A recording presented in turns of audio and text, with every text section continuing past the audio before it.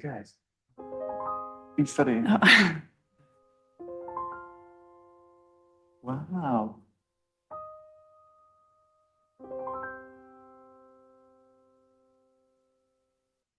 Okay, I think we're all going to be like Pavlov's dogs at the end of this, aren't we? When we hear that final ping, we'll ping into action. So good afternoon, everybody. Welcome. My name's Ailsa Cook. I'm a director at Matter of Focus and also a GoLab Fellow of Practice this year. And I'm really delighted to be chairing the discussion over the next hour and a half. I think it should be brilliant. We've got a great panel of people digging into these issues about reaching marginalised communities and enhancing inclusion in outcome-based service provision. Can everybody hear okay? Okay, great. A few just housekeeping bits. So obviously you're welcome to join the meeting on Zoom. And if you do, please keep your speakers and mics muted if you're in the room. We are recording today. So if you're on Zoom and your camera's on, you will be featured in the video. And my colleagues from GoLab are here to make sure this all runs really, really smoothly and kind of keep me in check. So Harry is Chair's assistant. Maria will be taking the questions from Zoom, and Franzi will be the roving mic / any other difficulties that you might have person. Is that right? Good. Okay. So we're talking today about including people with who experience marginalisation, and we know that social outcomes contracts are designed around measurable impact. And this session is really asking about measurable impact for whom. We're going to be exploring some of the difficulties of providing these kind of contracts to people who are vulnerable or for marginalised groups. So our brilliant speakers today will be speaking about women facing disadvantage, refugees, people in ultra poverty, and also disabled children in Rwanda. So we've got a wide range of topics that we're covering, and really kind of digging into some key themes, including incentives to enhance inclusion, trust and sensitivity between service providers, and developing community-centric definitions of outcomes and impacts. Our speakers today will be presenting concurrently, so we'll have the 4 quite rapid 10-minute presentations. So speakers have worked really hard to kind of distill a huge amount of information into a small amount of time. And then we're going to have a big chunk of time for interaction. So if you're on Zoom, please do put questions into the chat. Obviously, if you're in the room, we'll have a kind of good 25 minutes at the end to discuss those questions. So the speakers today are joining us online is Lucy Barkle, who is the Associate Director of the Office of Social Impact Investments in the New South Wales Treasury in Australia. And she's going to be talking about advancing the economic well-being of women facing disadvantage through cross-sector partnerships. We'll then be joined by Tanya Hamid, who's an associate at Social Finance UK, who's going to be looking at using social outcome-based contracting to support refugees in England. Then we'll hear from Namdia Kolo online, who's a doctoral associate at the University of Sheffield, who'll be presenting from his PhD research about culturally sensitive approaches to DIB-funded poverty alleviation in Kenya. And then finally, Christopher Birmingham, who's a senior associate at the Education Outcomes Fund, who will be talking about inclusion in the OBF puzzle. We've got a few key questions that we want to address during the session, including what are the unique challenges about designing services and service partnership for marginalised communities? How should metrics be designed to embed inclusion? How can we ensure the sustainability of good programs? And then finally, what do we know about being a learning partner in this space? So that's the kind of right lineup for today. We're going to start by hearing from Lucy, who is joining us from Australia. Brilliant. And there are her slides. And Lucy is going to speak for 10 minutes. And then we'll move quite quickly on to the next speakers. Thank you. So off you go, Lucy. Great. Thanks, everyone. And hello from Australia. It's wonderful to be with you, and a very big thank you to the Government Outcomes Lab for having me today. If we could go to the next slide. I would like to start by acknowledging the traditional owners of the land from where I'm presenting, the Gadigal people of the Eora Nation, and pay my respects to elders past and present. There is so much to be learned from the continuous culture and rich history of storytelling amongst our Aboriginal and Torres Strait Islander peoples here in Australia. If we go to the next slide, please. So by way of background, I work in the Office of Social Impact Investment within New South Wales Treasury, and we are a state government organisation in Australia. Our team was created in 2015 after it launched Australia's first social impact bond. Our goal at the time was to grow the social impact investment market in New South Wales, and while this remains a key focus, our work has continued to expand and now covers the 3 work streams that you see presented on this slide. Today, I'm going to focus on the first stream, and particularly our latest investment, which aims to advance the economic well-being of women who face significant barriers to their economic security and independence. Our role in this space is not to design the programs or services that are delivered.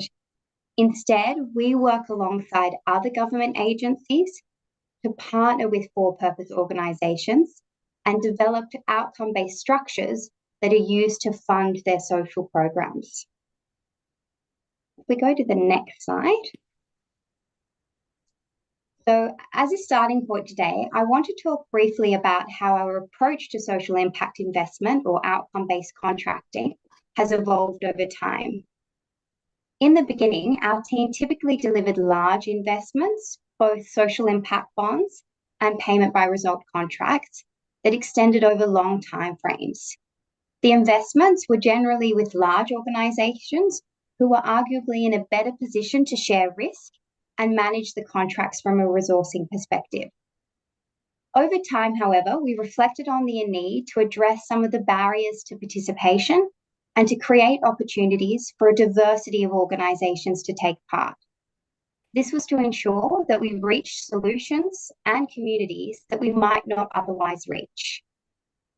We also recognise that the rigour and complexity of some of our investment structures may be suited to more established programs, but not those at earlier phases of growth.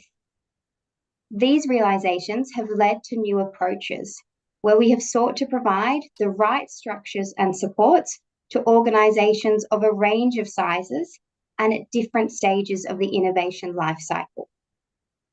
One key development has been the use of payment by results portfolios, where we partner with several organizations trialling multiple programs at a smaller scale. To be clear, we still feel there is a place for larger investments, and this shift is not about preferencing smaller organisations over large. Indeed, several large organisations have been funded within our portfolios. Rather, we recognise that portfolios provide a tool for making sure that our investment opportunities are inclusive. We have also observed additional benefits that come from sharing learnings and leveraging insights across different programs. The next slide, please. So the idea for our latest investment came around the time of the pandemic. The government recognised that there were groups of women who were more vulnerable to the withstanding impacts of this period due to the barriers they already face to economic independence, workforce participation, and security. We wanted to trial new ways to advance the economic well-being of these women.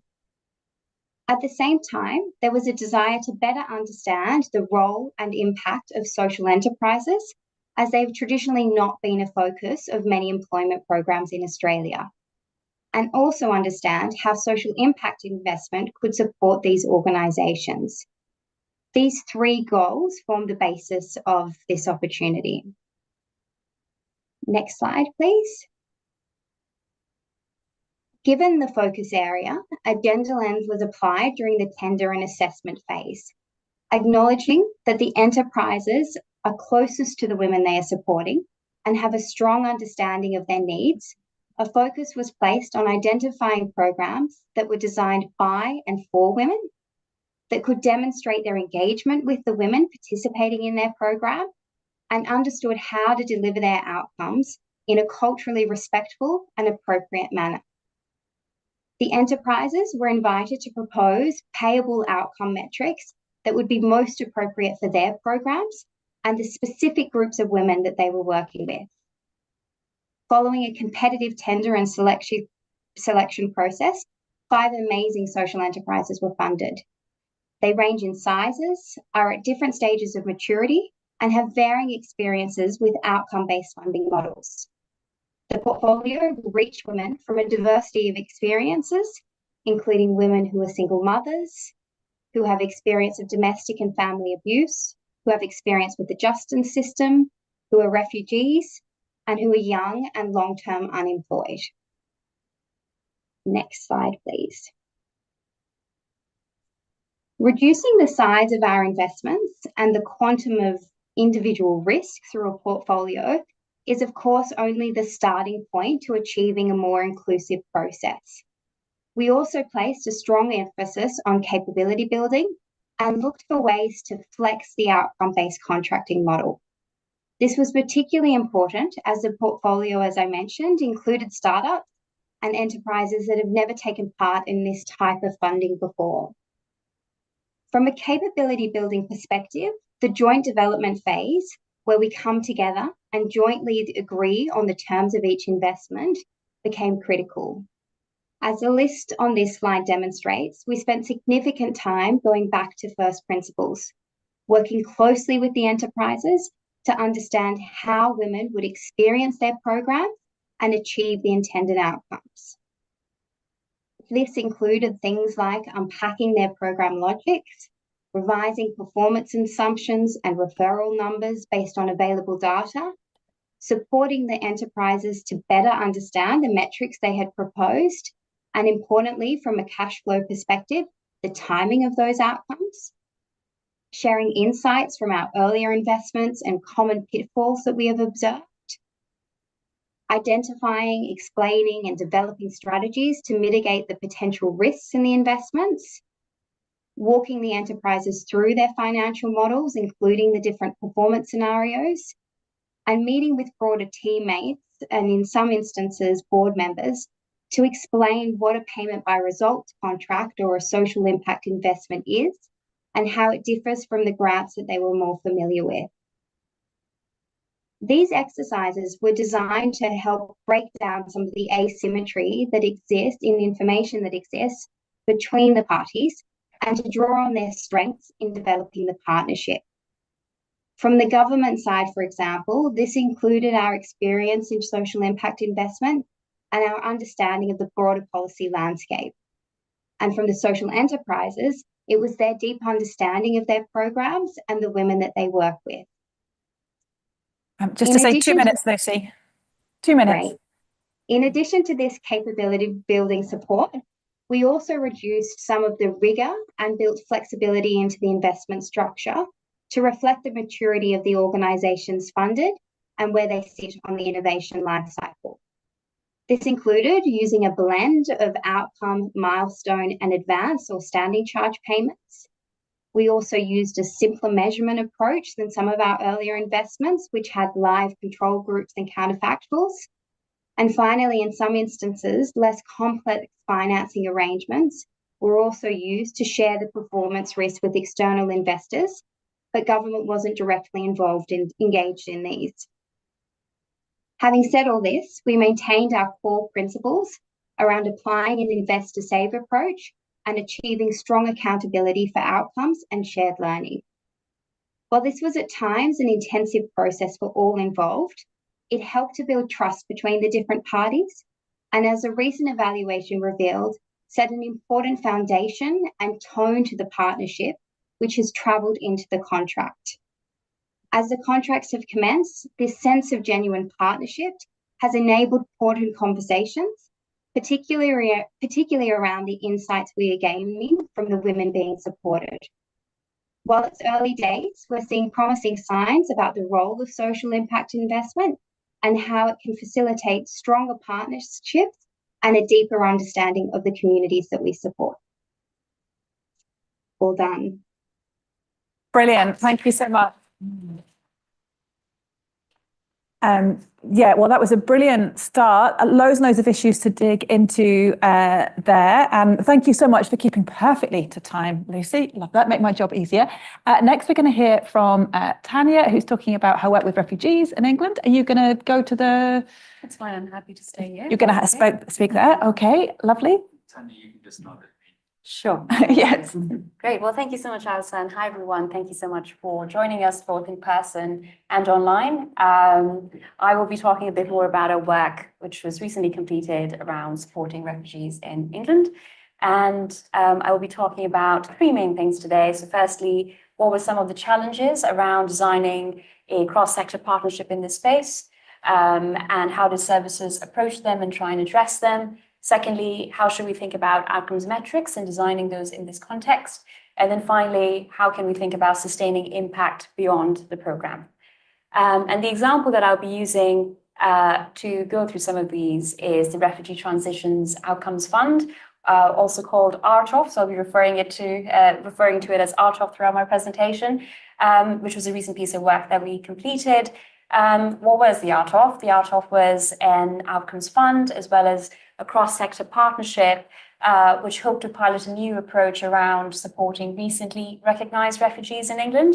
This was a joint Home Office and DWP programme. It ran for 2 years and recently completed implementation in March.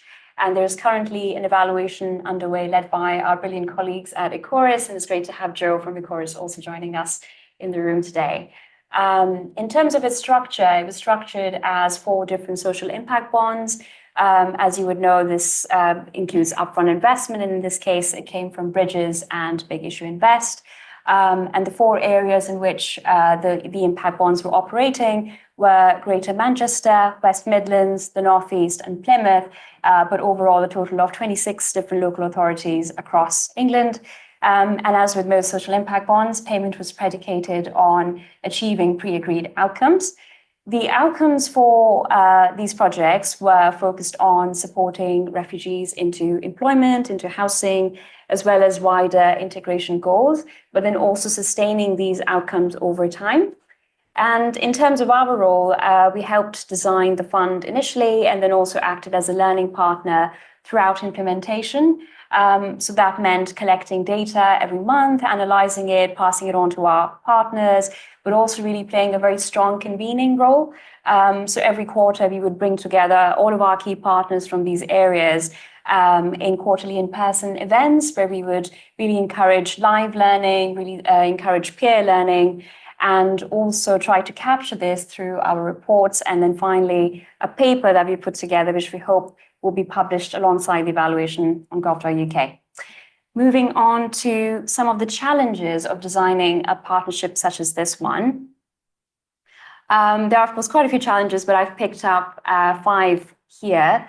I think the first and foremost, the most important challenge in this space is definitely the urgency around finding stable housing. And this is particularly because there is a 28-day move-on period that applies to refugees once they're given a positive decision in this country, which means that this is the end then of the asylum support and asylum accommodation for them. So, of course, this means that the urgency is very much around finding stable housing before that period ends. In addition, as with many other similar situations worldwide, low levels of English language skills, which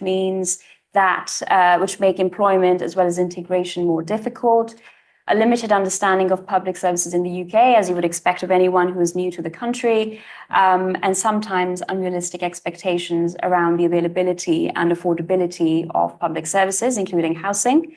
As you would expect, quite a lot of stigma and additional barriers, particularly when it comes to providing references, credit histories, deposits, and these are particularly challenges around accessing housing. And then finally, an experience of conflict or trauma in their countries of origin, potentially also during their journeys to the UK, which call for potentially greater mental health support. And I think really important to remember, while I've outlined some, shared challenges. Refugees are, of course, not a homogenous group. Every person's different and, of course, has very varying needs. But keeping these challenges in mind, how did services then try and approach some solutions and address these challenges? So they did this in a few different ways, but always endeavored to deliver person-centered support and also strike up some really strong partnerships with employers and landlords. So on the housing side, as this was definitely a priority, more services took a housing-first approach. They really tried to support refugees as much as they could into both social housing as well as the private rental sector. This meant really actively reaching out to landlords, whether that's through events or through even Facebook, and then really trying to set the right expectations. So really trying to make sure that they were countering some of the stigma attached to refugees and really also providing guarantees where needed. On the financial side of things, we saw a really positive example in Coventry, where refugees who had recently gone into employment were given short-term rent subsidies. So this meant that they could transition through the benefits adjustment that follows a bit more easily and also help build deposits. On the employment side of things, support was a combination of one-to-one direct support as well as group activities. So the one-to-one support could be really helpful in terms of general coaching, looking for jobs, looking for opportunities, whereas the group sessions could be really helpful with English language teaching or learning, as well as providing very specific training courses. Some projects also delivered early support sessions, so particularly again in Coventry, they delivered what they call the Life in the UK sessions, which were hugely popular, and where they would basically give an overview of how things work in the UK in terms of public services, how do you access healthcare, what is council tax, and then how do you also approach things like family reunion or accessing benefits. And then also there was a lot of dedicated resourcing dedicated to building partnerships, both with employers and landlords. So with employers, this was both on the national level, so with organizations such as Starbucks, Timpsons, Pret, but also on the local level, so with local cafes, local factories in the areas. And on the landlord side of things, again, in the Northeast, we saw a really positive example where they built partnerships with specific landlords, which helped ease ID requirements as well as helped access accommodation when it was vacant. One thing that could potentially be expanded in the future is greater mental health support, and this was widely recognized across the different areas, both for the refugees themselves as well as the staff who were working with them. Moving on to how we think about outcomes metrics in this space. So what we heard was that the outcomes metrics as they were designed encouraged a holistic focus and partnership working, while also the outcomes funding structure allowed for flexibility. So because the outcomes had a holistic focus, this meant that services and support could be quite multifaceted. So it wasn't just housing support or just employment support. It was a whole package which involved housing, employment, and integration. And that was seen to be quite positive, as well as responsive to refugees' needs, because ultimately they were delivering against outcomes, not outputs or activities. And because sustainment outcomes were included, this encouraged quite a few areas and service providers to work with refugees for longer. And they said that this was different to what they had been used to previously. And so that's clearly a good incentive to have there. And then because all the outcomes were similar across the 4 different social impact bonds and areas, this also encouraged partnership working, both within areas of projects and across or between projects. So for example, in GMCA, we heard that a lot of expertise was being shared between the combined authority and the local authorities, as well as between the local authorities and the various service providers. And ultimately, a pan-GM community of practice has been created. Whereas in Plymouth and Northeast, we heard that they were using a joint CRM system, which then also helped with data sharing and data analysis. The outcomes funding structure also enabled a flexible pot of money to be available. So projects use this quite flexibly. So for example, in Northeast, they built an English language learning app, whereas in Birmingham, they decided to use it to fund uniforms or motorbike driving tests, which were really useful for specific roles. And in Wolverhampton, they used it to boost housing support. And finally, in terms of sustainment, our hope is that some of the long benefits can be sustained at both the system level and the individual level. So on the system level, I think it's really positive that RTOF allowed for scale. So it was being delivered in 4 different areas, 26 different local authorities all at the same time. And at the same time, there was space created for partners to meet quarterly, to exchange information, learn from each other. And so while this program has now ended, our hope is that some of these relationships will still continue informally. The other thing it helped to do is bring smaller, more local VCSEs or service providers into a large, centrally commissioned contract, which is often not possible. And again, our hope is that it's helped them build that track record that they can use to participate in similar programs in the future. And on the individual level, the integration support has been really wide-ranging, and you can see a few examples on the screen from Plymouth and Sandbo. And our hope is, again, that this has helped refugees really understand their local areas and build a long-term sense of hope. So just to close with a few takeaways for future programs, I think really important to start by understanding the unique needs and challenges of refugees, and to remember that, of course, one size does not fit all. So support must be tailored and responsive. Programs should be structured to encourage partnership working and flexibility to really bring out the best in service delivery. As much as possible, it's really helpful to work with local service providers, as well as to incorporate lived experience. And then finally, really important to offer continuous wraparound multi-year support given the challenges, and to put ourselves in the best position to address them. Thank you very much. Brilliant. Thank you so much, Tanya. Again, another very rich set of issues for us to dig into shortly. But first, we get to hear from Namdi, who's joining us online. Brilliant. Talking about his PhD research.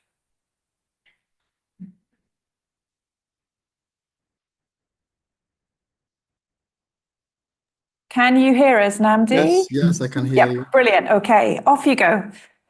Hi, my name is Namdi Okolo. I'm a qualified accountant and I work as a lecturer at the University of Sheffield.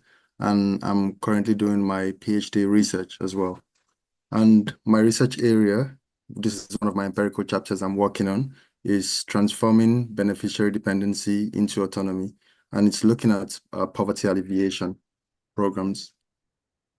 Next slide. Next slide. The motivation for my research was the emergence of the impact bond and its contribution to the continued top-down interventions, which in NGO accountability literature, we argue stifles effectiveness. And also the fact that poverty alleviation is an under-researched area within accountability literature. Next slide. You could go for the next slide. The areas I'm just looking at here. So I looked at a development impact bond, which was used for poverty alleviation, and the mainstream poverty alleviation, which is used, is known as the Poverty Graduation Program, and that was what was adopted by Village Enterprise. And it's also used by the World Bank, as well as NGOs like the BRAC. The way the program works is that it transfers cash to ultra poor, and the ultra poor are individuals who live below $1.9 a day and have limited access to microfinance.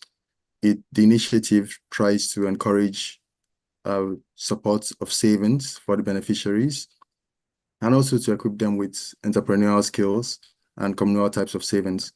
It normally goes on for about 6 months to 1 year. And the main objective is to create and maintain a sustainable pathway out of poverty for the ultra poor. However, the key challenge is that there is a lack of an effective exit strategy that leads to dependency of the beneficiaries on the NGOs. Next slide. And so my two research questions, which I'll be focusing on the first one, is how can a culturally sensitive savings model be developed to enhance beneficiary autonomy and to reduce dependency following the PGP intervention? And the second, which I'm still working on, is on to what extent the deep innovations, the adaptive monitoring systems, amplify or repress these cultural perspectives of the ultra-poor beneficiaries.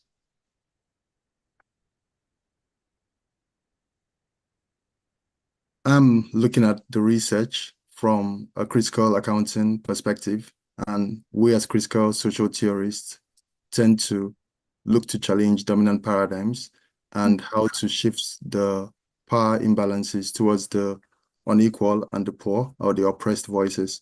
And so in critical accounting literature, we try to look at ways to advocate from bottom-up approaches or alternative perspectives which could lead to sustainable transformative changes. And locating my research within critically scholarly works, there are papers who have been published so far in the AOS, that's the Accounting Organization and Society, the AAAJ, Accounting, Auditing and Accountability, as well as the Critical Perspectives in Accounting. And these are just a couple of them.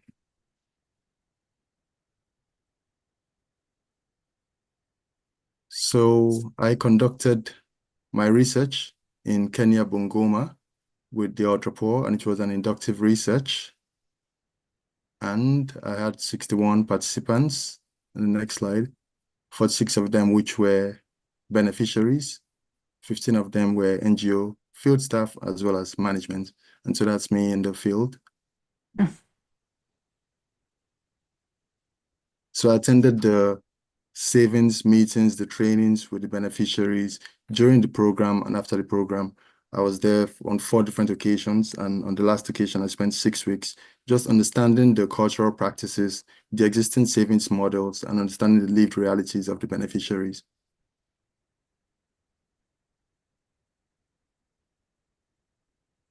And this program, the donors or the outcome payers, as we call them in the DIBs, were the DFID in the UK here, the USAID, and the intermediary was in Stiglio.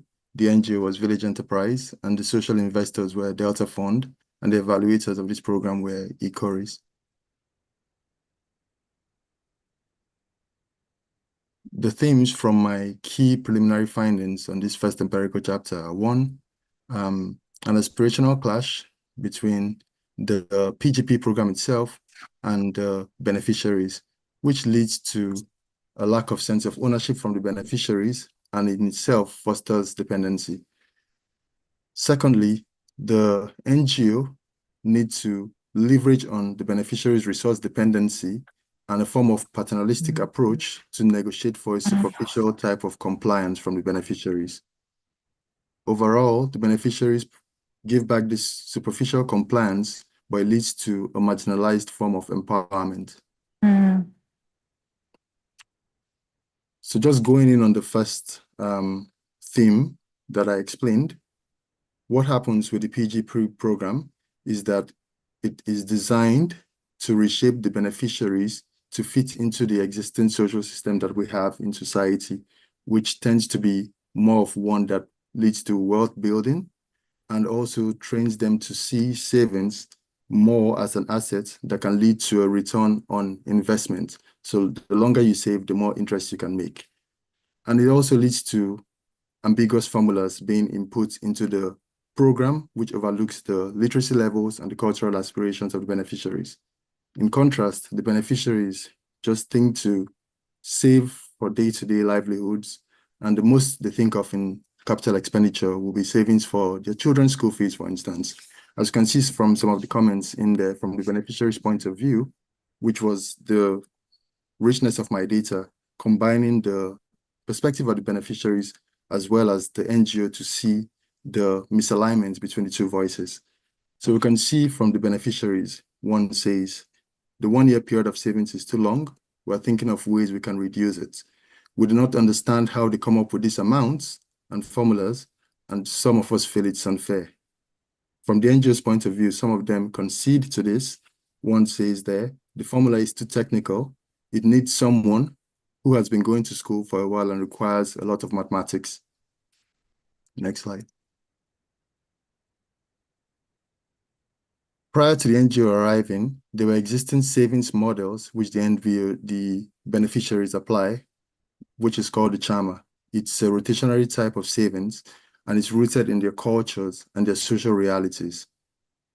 From comments that support this, from the beneficiaries, my mother was in a SACCOS, a CHAMA. My daughter is also in a CHAMA. It keeps us motivated. And the NGO is aware of this. As they say, once 2 or 3 people are gathered in a community and want to save, they bring up this CHAMA thing.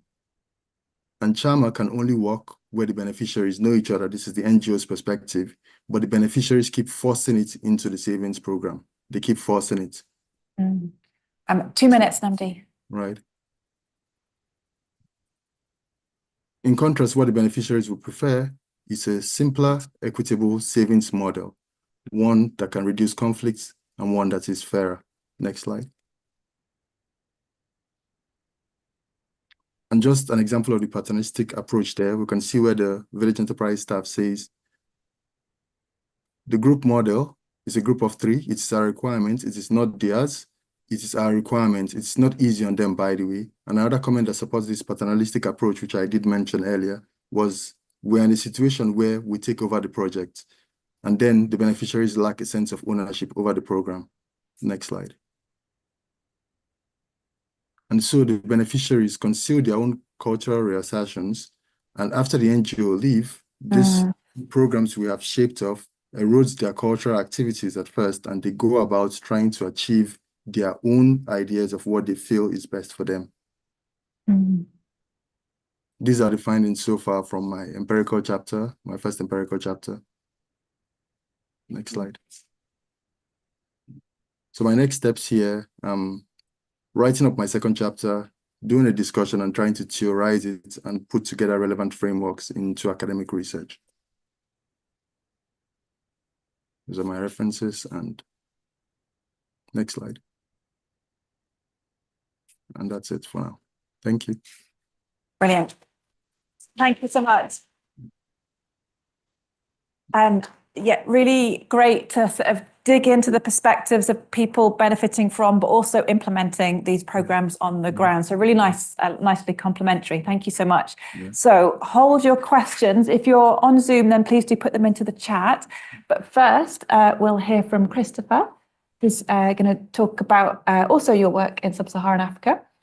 Thanks so much. Thanks so much, everyone. It's a privilege to be here. My name is Chris Birmingham. I am an associate with the Education Outcomes Fund, and I'll be talking to you a little bit today about our Rwanda programme, which we're currently designing in early childhood.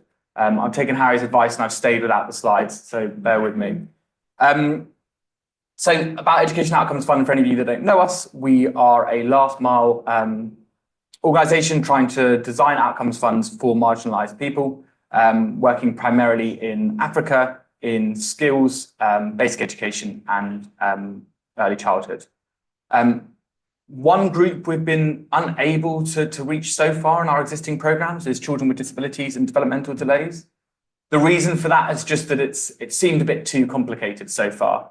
And this Rwanda programme has offered an opportunity to really tackle that head on. We've been fortunate enough to partner with a government and co-design with a government that have that same ambition and have those same objectives to reach that group of people.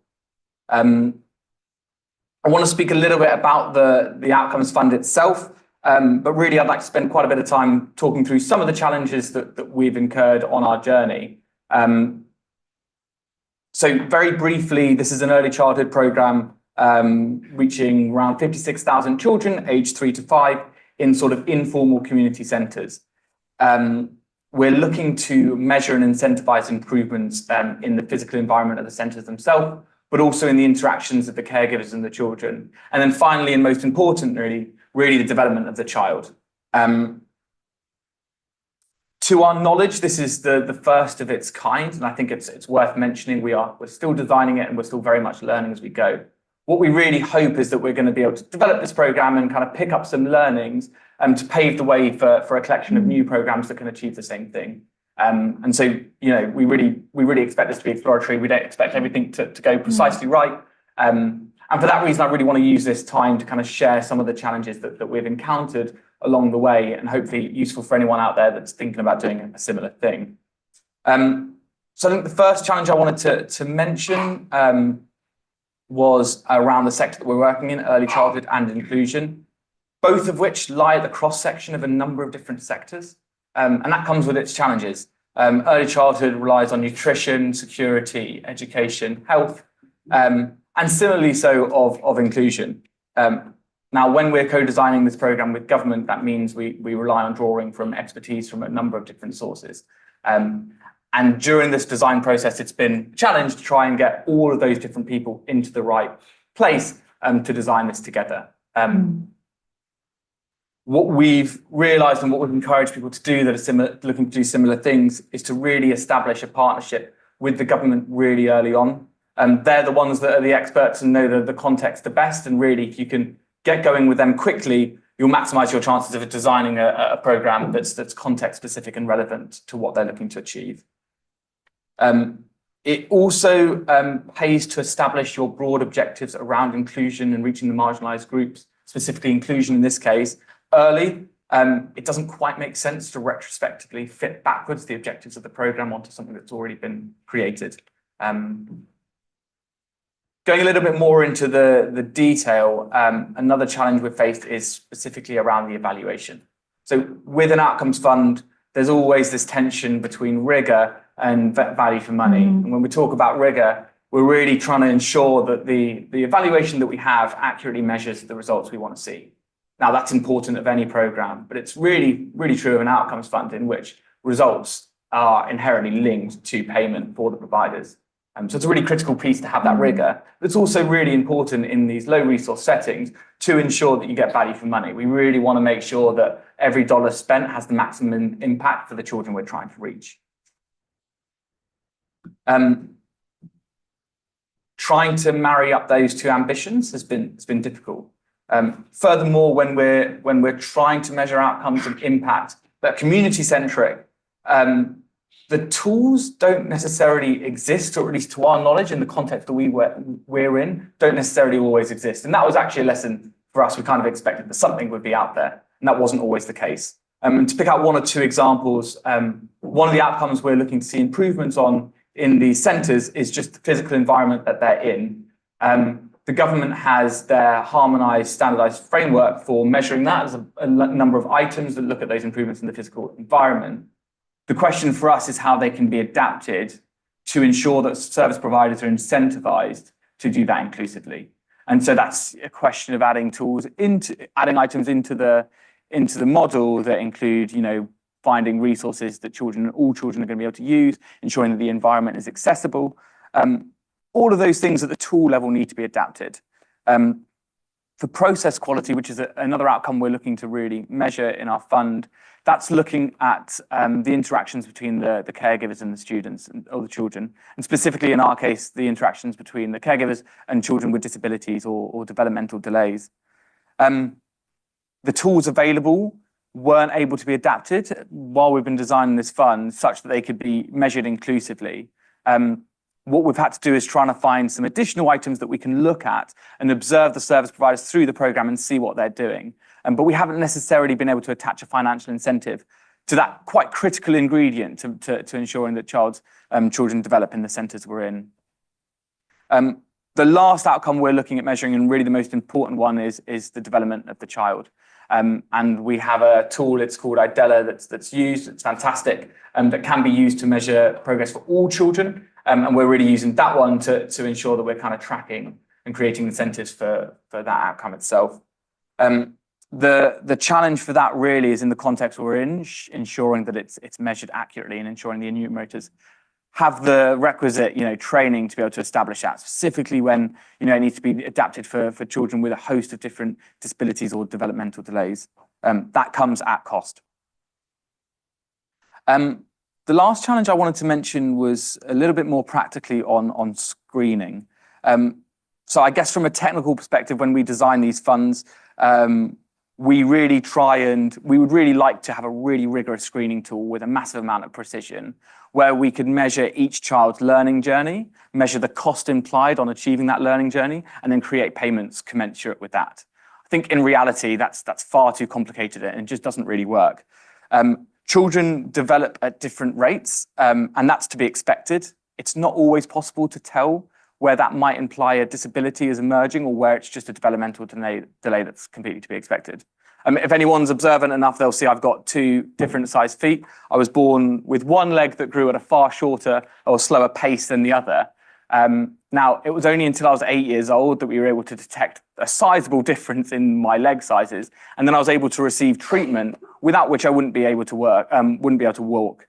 But before I was 8 years old, wouldn't have been categorized as a disability.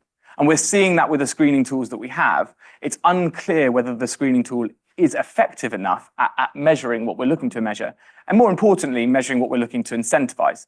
This becomes quite a complicated game, and I think furthermore introduces some quite complicated perverse incentives. What that means for our program is that we've had to kind of radically simplify the approach. We work with service providers that will be carrying out the screening themselves, and we'll also be looking at generalizing the incentives that we have such that we don't create financial incentives around specific categories of disabilities. Beyond the design of the program, I think we've had to be a little bit realistic through this journey, and maybe we'll discover more things as we go along. It's almost impossible to close every loophole, and whilst from a technical perspective we really want to do so, that comes at the cost of simplicity. What we do think works and what we believe works is partnering with service providers and organisations that have the same mission as us, that really are looking to achieve the same objectives and really work with these marginalised groups. And if we have that common objective and we can measure it through the bidding process in selecting these service providers, we can really ensure, and we think we can ensure, that we can maximise our chances of reaching those children and ensuring that they develop. That's everything. Brilliant.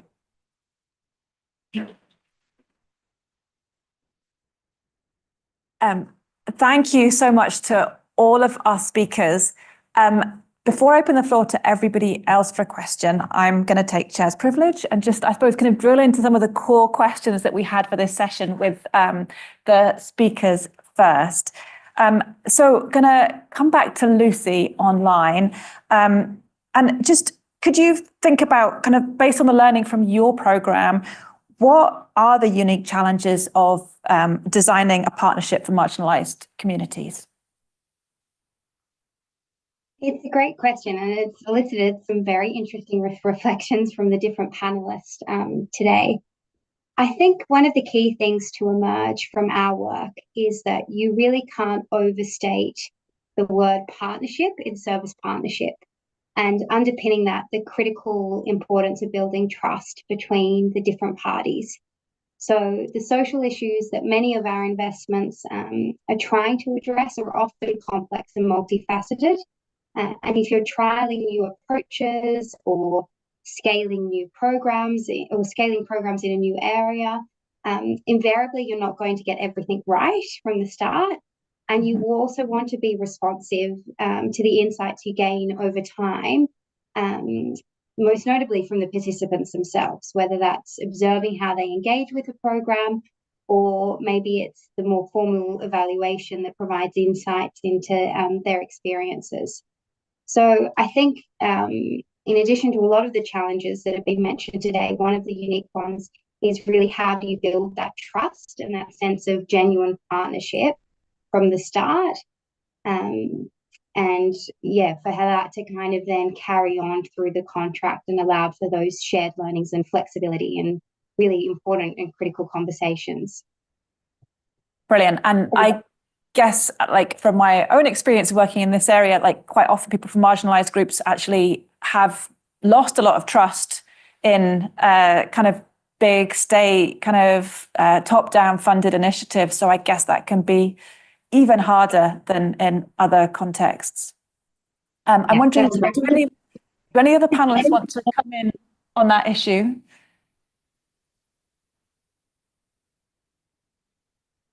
No? Yeah, sure. I mean, I think as Lucy said, you can't understate the importance of partnership. I think what we've learned with our program is that you can't just design the program in isolation, and you need to ensure that all of the stakeholders and all of your partners are involved really early on. And I think that establishes that buy-in for the program that enables its success in the long run. I think that's been for us. And I suppose that speaks to what you were talking about as well, Namdi, too. Yes. Yeah, I was going to say about the top-down, and also when we look at the evaluation processes, they are normally done against a controlled group which hasn't experienced similar effects. And obviously there would be a change if funds were provided to one group and another group wasn't provided such funds. We'll definitely see an impact. There'll be an outcome there that would look positive. But to what extent is it sustainable are the areas which we need to redefine, I would say. And that really comes down to co-creation. And when we're looking at people who are vulnerable, we also need to look wider than just their voices. We need to look at what was really on ground before the intervention came into place. So I think that's also important with building bottom-up approaches, looking at the cultural context, the socioeconomic perspectives, as well as the history. I think those should be the frameworks that should be used in defining what we describe as, effective outcomes. Brilliant, thank you. On to Christopher. From what you've learned, how can we make sure that metrics are inclusive within this context? I think that's been a far harder question to answer than I think we originally thought when we set out. I think what's important is to recognise the scale of the challenge here. I think we have a tendency to overcomplicate things, and when we're designing our metrics, try and do so in such a way that achieves every ambition within this inclusion focus.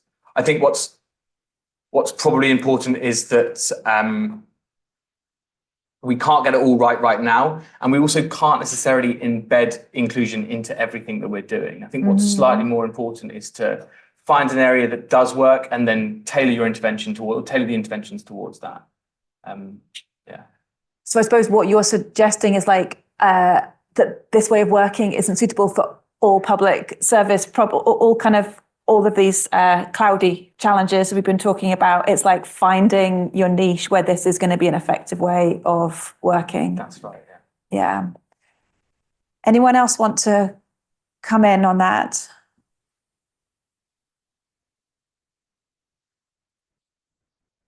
Okay. It was a question related to that. Kamadi, thank you. Kamadi, your research really shows that the typical evaluations that are done in these projects won't capture the type of information you have been able to collect as an independent researcher. My question is more for the rest of the panelists on, we have resource restrictions on the type of research that can happen on this, right? Evaluation is the most important part. Looking at the effect size, those things are the most important and critical part in outcomes-based financing. But then how do we as implementers consume research that is being done by independent researchers that are bringing in these layers of information that could be so useful in either redesigning the metrics or redesigning interventions? What is the process, or is there appetite for actively looking for this type of research and then incorporating it within our work? Yeah, great question. I'm wondering if Lucy or Namdi, if either of you want to come in on that. I suppose it's this question about how do you integrate insights from other places when designing and developing your incentives and metrics.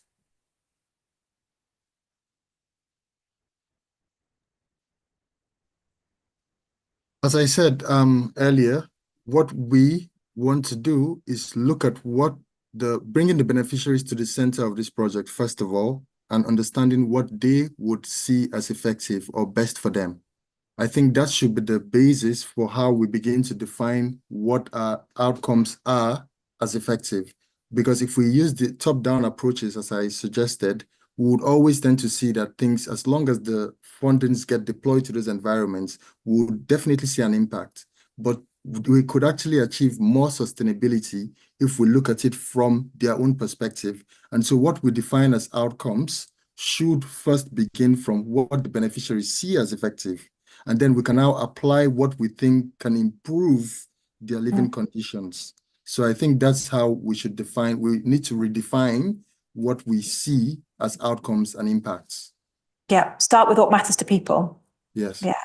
And I'm thinking, well, Christopher and Tanya, both of you are working in established or establishing programs. I mean, how do you tackle this issue of looking at what we already know about what works and integrating that into the funds and the way it approaches to measurement? I think I go back to something someone said on the one of the previous sessions today, which was, of course, it's important to generate new evidence and share what we're learning, but also to learn from what's already been done. So I wasn't involved, for example, with the design phase for our program, but I know that our colleagues really actively sought out other examples where this had been done before. So the only example at the time was Finland. And there they'd implemented this impact bond called the Quota Social Impact Bond, which was the first sort of outcomes-based impact bond working with refugees. So they very actively collaborated with them to understand what worked well, what didn't work well, to build that into how the outcomes metrics were set out, how they were designed. And then I guess on the part of what Ecoris are trying to do, and I guess what we're trying to do in our turn is also, build that and share that as widely as possible with people. And I guess, for example, coming here today and sharing this with you all is part of that, really sharing this, not just with other people who are already in the sector, but the wider sector, people interested in the space, who are interested about, forming more inclusive programs. And so I think some of it's building that knowledge, but then the rest of it is also just sharing it and seeking out what's already there quite proactively. Yeah, I mean, absolutely. I think we can't understate how important it is to build those partnerships with researchers from the start. And I think one of the challenges that we've had in our existing programs is that we design these programs and it's only once they're in implementation that we get that appetite for research early on. And actually for these types of programs, it's really important that when you're designing the evaluation, you have the learnings in mind such that you can disseminate them around. And that's really an important part of the evaluation from the start. Yeah. Brilliant. And Lucy, I'm kind of conscious that, we work with lots of smaller organizations who are massively expert in the issues that they're working around. Like the fact that you co-produced your sort of incentives framework with the 5 provider organizations, did they bring a whole lot of evidence and tools to that process? It probably varied in terms of they were all at different stages of maturity of themselves and different kind of phase of that innovation life cycle. But yes, I think what all of this discussion is kind of re-emphasizing to me is just the critical importance of the early design phases. Often it takes a long time and it can be seen as quite an intensive process to set up these types of contracts, particularly compared to some other kind of grant programs.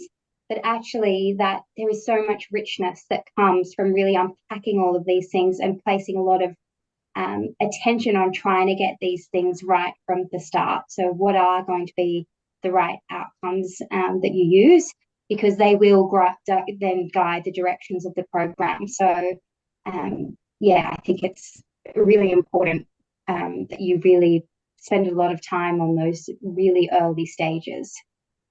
Brilliant. So a really clear consensus from the panelists about that time spent on the partnership. I actually have 2 more questions from the panelists, but I'm conscious of time and I think it's really important that we open up to the rest of the room, and I will come back to those questions at the end, so don't worry. Do we have any questions from online? No. Okay. So, Francie, up you go. The woman in the pink top. Thank you. Just a quick question for Tanya. I was interested when you said about mental health support being an area of development in the program.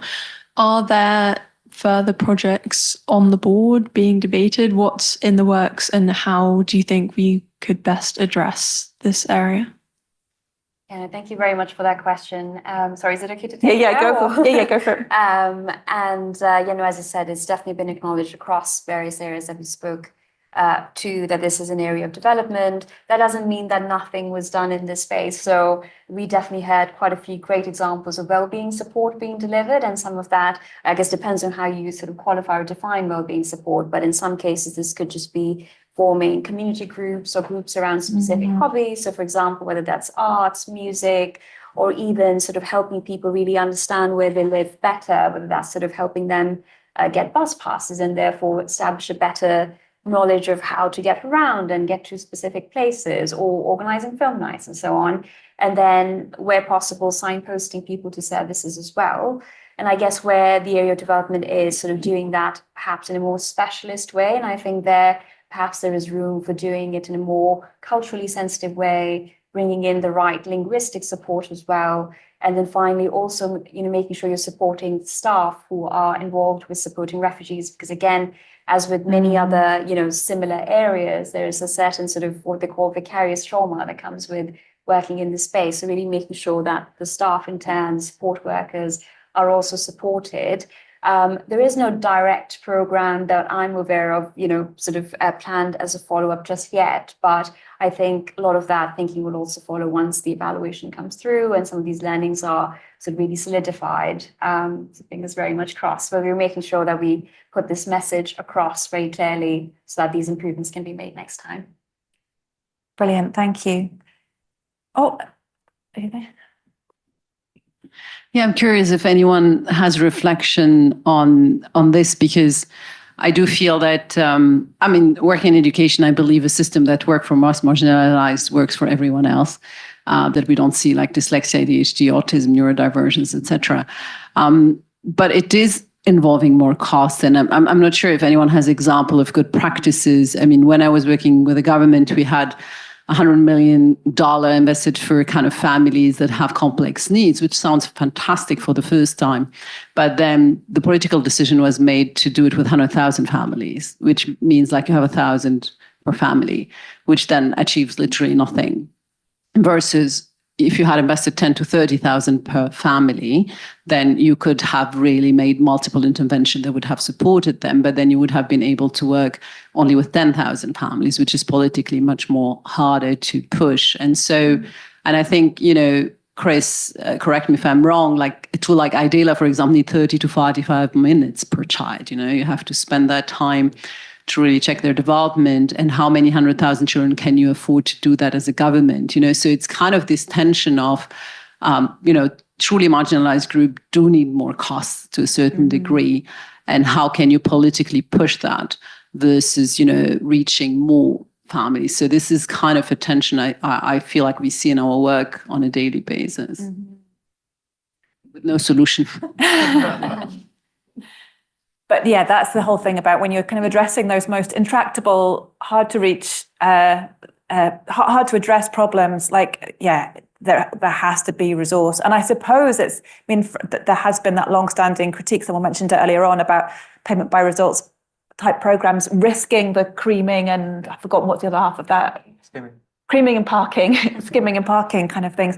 Like, have you seen that in the initiatives that you've been working with? So we're still in the design, so we can only speak from what we anticipate. But certainly during the design, I mean, to Amel's point, there is this huge tension that's politically sensitive around trying to achieve scale, but also recognizing that the level of depth that's required to actually achieve results. In our program specifically, we've had to rely on a range of wonderful experts in that area to try and determine or give us an estimate of what we think that kind of cost premium is, and then try and use that within our program and design that in such a way to do that. But I think otherwise, I think the reality is you really need to find a government that's politically aligned with the objectives of your program. If it wasn't for the government of Rwanda having the specific focus on inclusion and actually championing the way for that, I'm not sure this would have happened. They were able to recognize this does come potentially with a reduction in the scope of the number of children we can reach. That was just their value, and we shared that. And yeah, brilliant. There's another question in the middle somewhere. Go ahead. Well, Francie's here with the mic.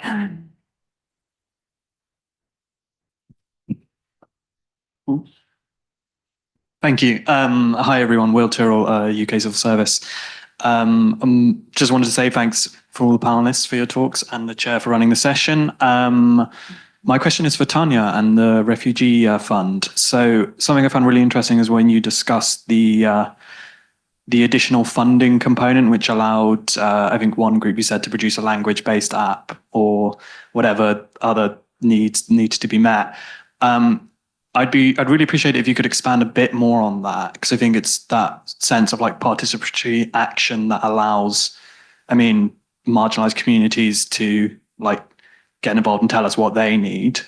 So I'd be really interested if you could explain like how much agency individuals were given in what they could do with that funding, that additional pot of money.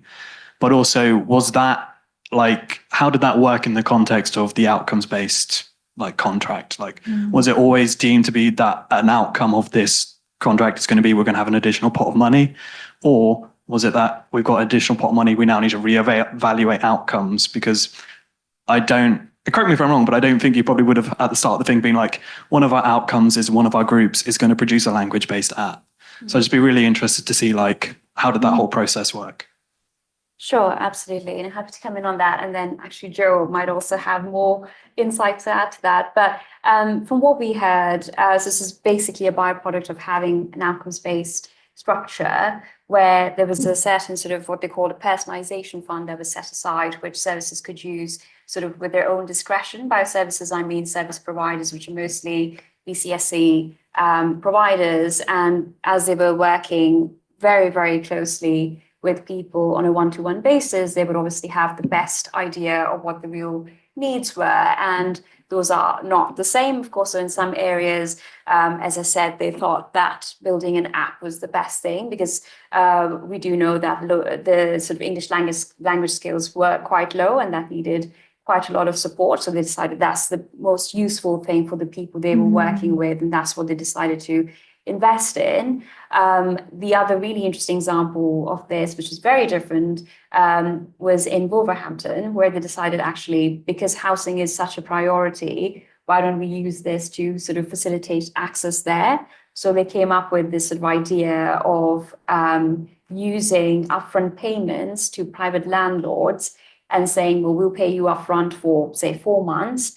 If you can then reduce rents down to local housing allowance rates, which would be lower. And then so that basically ensured that they were able to access that housing, but actually for cheaper. So that was a really creative and clever use of that funding. Whereas in other areas, such as in Birmingham, they saw that actually we were supporting quite a few people into, driving-based jobs, or for example, security, and the need is to buy uniforms or to help people get licenses for driving motorbikes. So maybe that's the best thing for them. So I guess the discretion was with the services themselves, the VCSEs, and it would have been fed up by the support workers who were then working directly with people to identify where the needs were and where that money would make the most difference.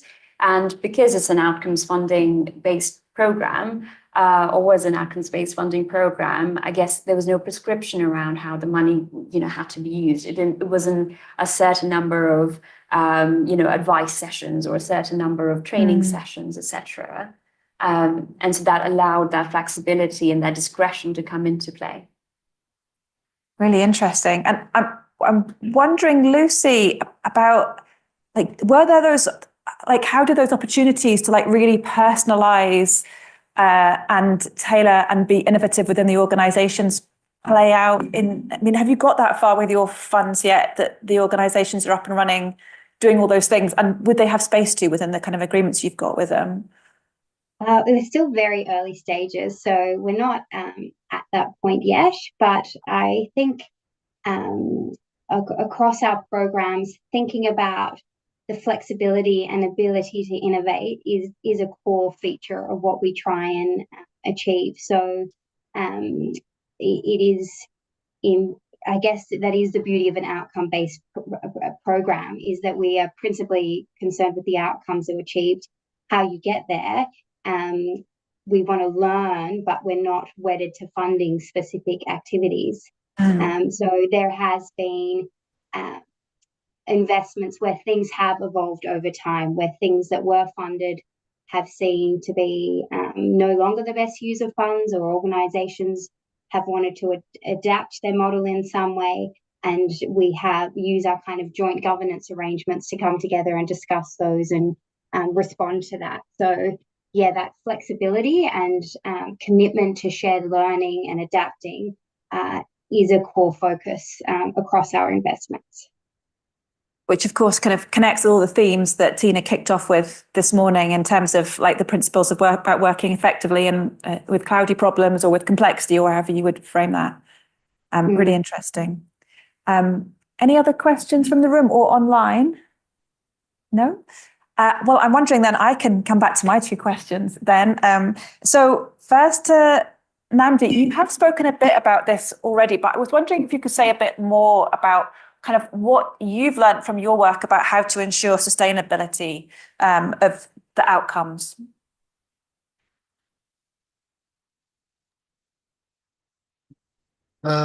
Most importantly, about the sustainability, it's really what I've said from the first data I've captured, because I was in the field for over the past 3-4 years. I've been visiting the field. So an ethnographic study, what it really is, just to the audience, is really being a part of the community, sharing time with the people, knowing how they live, understanding their realities, and basically the existing systems that were on ground. And I think that was what informed me most, or my research question, was conversations I had with the NGO, where they were like, the beneficiaries tend to think they are doing them a favor by coming to these meetings, learning these savings approaches, which they are being trained to do, rather than doing it for themselves. Okay. And that informed me of this lack of sense of ownership, which I was witnessing. So a kind of foot dragging, just doing it because they really have been told to come to attend it. And I began to look at it from my own critical perspective, with my accountability and understanding of critical literature, of why this must be the case. And that's why we advocate for things to be made from the bottom up, for it to encourage this transformative change, this sustainability, so they feel a sense of ownership, because what has been created for them is something that they are aware of or can understand or relate to. And in that way, even after the NGO leave, they have a sense of accountability to maintain the system. So something that they really trust and understand is better appreciated than ideas that are brought or imposed on them. So for us to, back to your question, for us to achieve sustainability, I think it needs to be built from the world of the people who we're trying to support or give this impact. Brilliant, thank you. Would any of the other panelists want to come in on that question? I think two very minor responses as well. And thanks so much, Danny. That was really interesting to hear, actually. For our programme, I think it's been a real challenge to figure out how we can ensure sustainability beyond the life of the programme. Firstly, in terms of continuity of service, so how those community centres will continue to be served after the programme ends. I think a critical piece there is trying to find providers whose interventions revolve around the communities they're in. So not just ensuring they come in, do something and then leave, but actually ensuring that they work with those communities and create that desire or value or demand for early childhood education as it relates to inclusion. I think the second piece with sustainability is working really closely with government. In Rwanda, there isn't a formalised measurement of a child's development from ages 3 to 5. What our programme aims to do is measure that using the tool that we have, but with government. So government will be working with the independent evaluator to measure that result. Now, what we hope that will do is one, actually measure results that matter for the programme that can be repeated later, but two, create a demand and show people what value there is in early childhood education, particularly as it relates to getting children with disabilities in.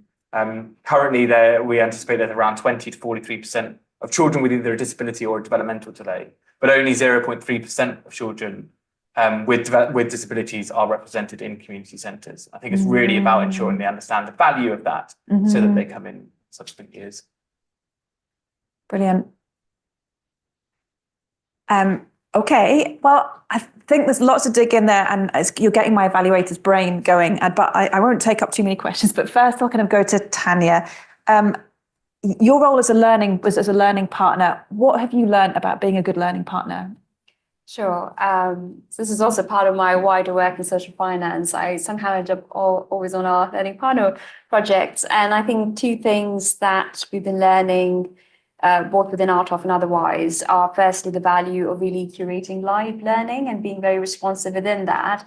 And secondly, the value of bringing people together. So the first one around live learning, I suppose, just really being conscious of all the data that we've got, or the learning that we're getting from people, both qualitative and quantitative, things we're hearing as part of informal conversations as well, as part of our relationships, just making sure we are then using that in the best way possible to share with the rest of the program where that's appropriate. But also not waiting for the end of the program to do that, to be doing that sort of consistently throughout the implementation of the programs, that where good examples are emerging, people can learn from each other, can sort of communicate on that and perhaps implement them themselves. And within that, remaining quite responsive. So, for example, when we first started off, we always meant to use data, and we did.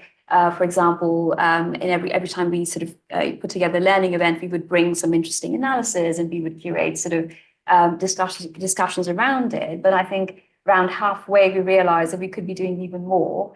And so we decided to put together these sort of individual sort of data packs for each of the projects, and we continue to do that till the end, where we would put together very specific insights for that particular project so that they would be able to see how they were performing, what were the demographics of the cohort that they were working with, but also how their performance compared to, say, program averages, or where available their original targets, so that they could constantly have that information. We're not just doing that at the end, doing that at, sort of regular points in time. And our hope as well, we know that some of those have fed into their own strategic planning and internal discussions, but we also wanted to leave them with something that also probably goes back to the sustainability question, particularly where you have quite small charities for whom this was the first time that they were in a large centrally commissioned program, to leave them with something they can use in future bids or like future programs when they are thinking about participating again in something similar. And then just the second thing around the value of, bringing people together. So a big part of what we were doing, and we try to do in other similar programs, is convene. And that means convening partners from across the programs, whether that's local authorities, VCSE service providers, investors, course evaluators, and government partners as well, to really make sure that we're having that dialogue and building that sort of trust and relationships. And while people might sometimes have different perspectives, I think it's really good to still be heard, to be listened to, and that really sort of takes us forward together.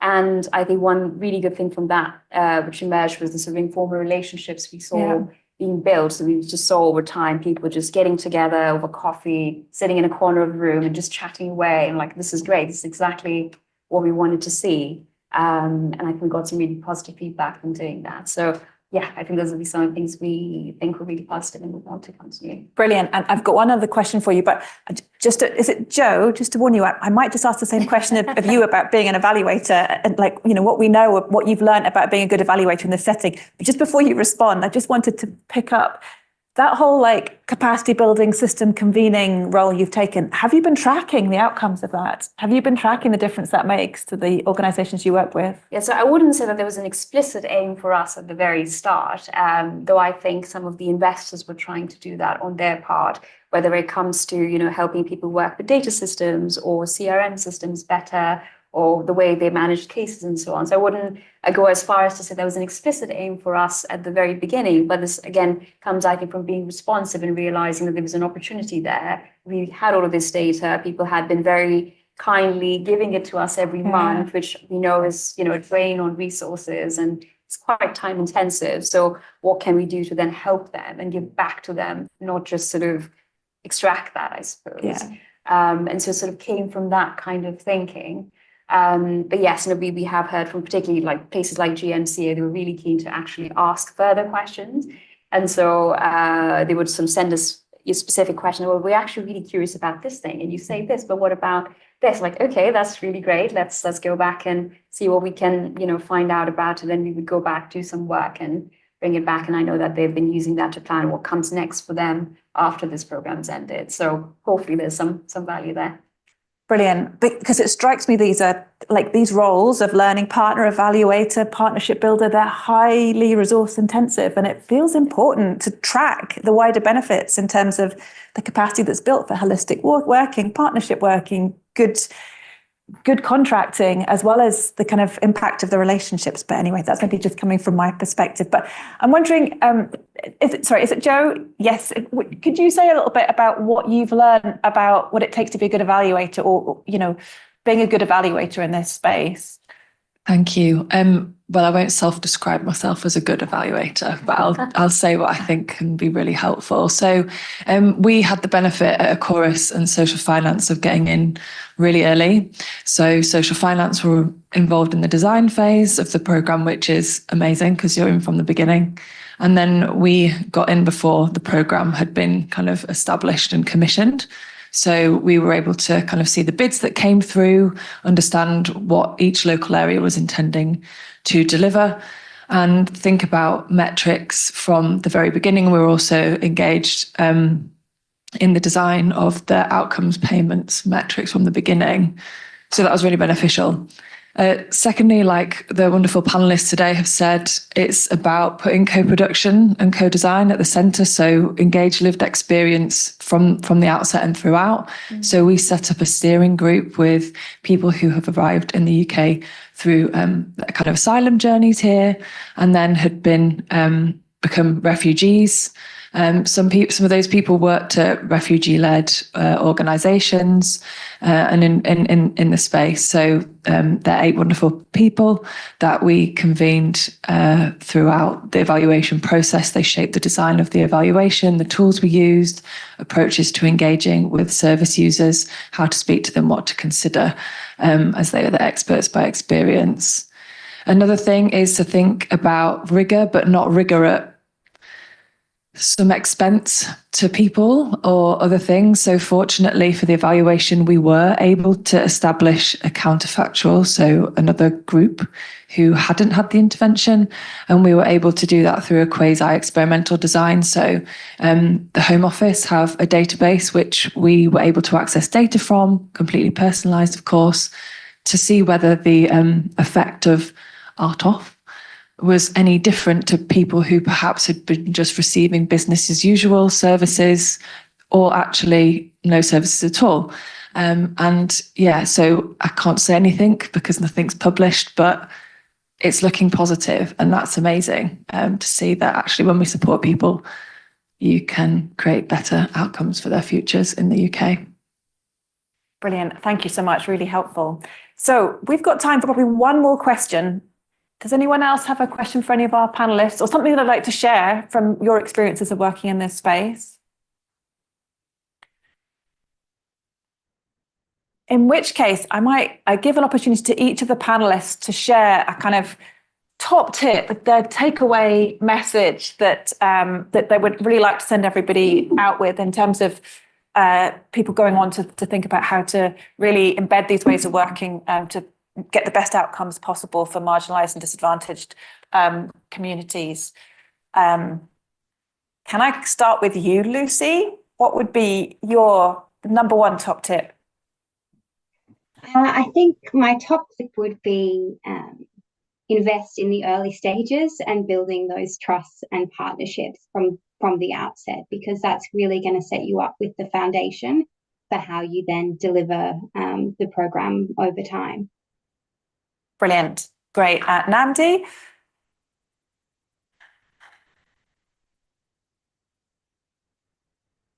My top tip will be looking beyond the politics of what's going on and really putting the people we hope to serve at the center of the projects. I think that will be it. Brilliant. Thank you. And Christopher? Yeah, I mean, just to reiterate both of those points, I think they're really critical. I guess one thing slightly different, particularly if you're designing an outcomes fund and you're trying to think about what tools or what metrics to use, I think I'd really encourage you not to overcomplicate the process. I think what we've learned is that if by overcomplicating, you actually dilute the results. So as much as you can embed simplicity into your design, I think you'll help to create those incentives, make them more tangible. Brilliant, brilliant. And Tanya?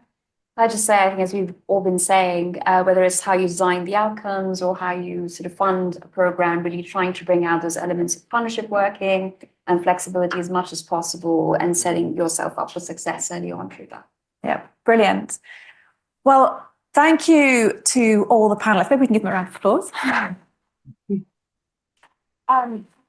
It's been a real treat to kind of get a deep dive into these brilliant projects. I've picked up a whole lot of kind of pretty big themes emerging from this work about like the whole kind of robust enough, the working with people. I suppose I'm thinking back to some of the writing from the evaluation literature about decolonizing evaluation and how that plays out in this particular setting, thinking about the kind of the holistic way of supporting people and actually, but not just supporting people, but about supporting organizations to support people, and all of the work that's going on behind the scenes in terms of capacity building and capability building and system convening and networking and boundary spanning that you're all doing. So there's a huge amount that are going on to these initiatives. So it's been great to hear all about it.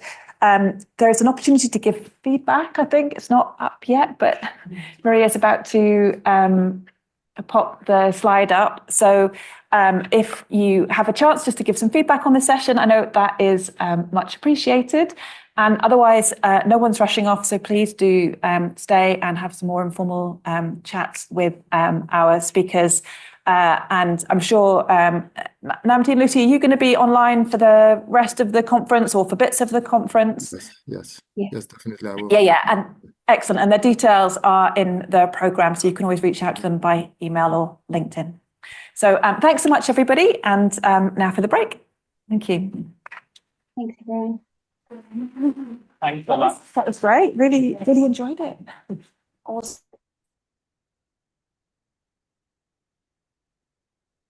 All right, so